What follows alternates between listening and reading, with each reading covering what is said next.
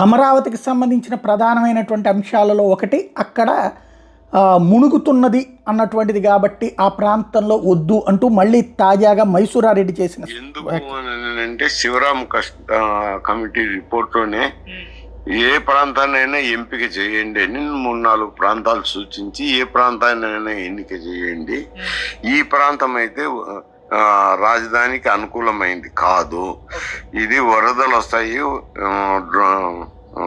Flood prone area, ఈ ఏరియాలో మాత్రం పెట్టిన దానివల్ల నష్టమే కానీ లాభం రాదు అని చెప్పి ఆయన క్లియర్గా సిఫారసు చేసినారు.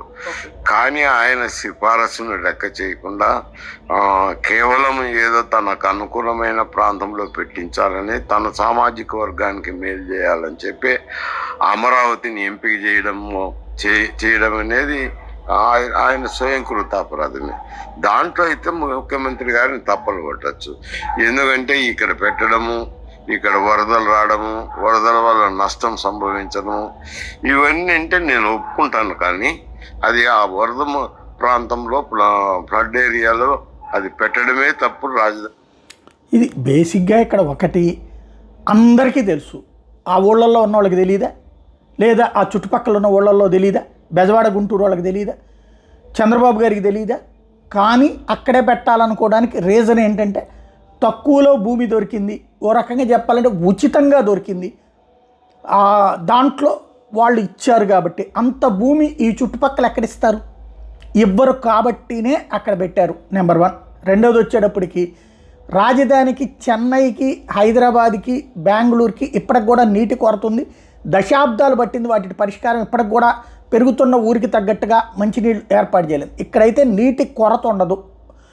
ఇక ఈ వరద ముంపు అంటారా, కొండవీటి వాగు తప్పించి కృష్ణానది వరద అమరావతిలోకి రాదు, అది క్లియర్.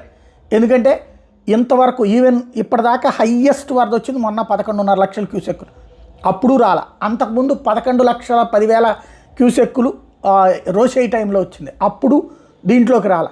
కరకట్ట లోపలే మునుగుతాయి. లోపలంటే చంద్రబాబు గారు ఇప్పుడున్న ప్లేస్ అయ్యి అది కృష్ణానది యువతల పక్కన భాగం అవదు. విజయవాడ మునిగినటువంటి ప్రాంతాలు, విజయవాడ కృష్ణలంక అవి మునిగినాయి, కానీ ఇటు పక్కకి ఎప్పుడు కృష్ణ వల్ల రాలేదు, కొండవీటి వాగు వల్ల మాత్రం వచ్చింది. ఆ వాటర్ని స్టోరేజ్కి ఆల్రెడీ ఏర్పాటు చేసుకుంటున్నారు కాబట్టి అక్కడ పెద్ద ప్రాబ్లం ఉండకపోవచ్చు.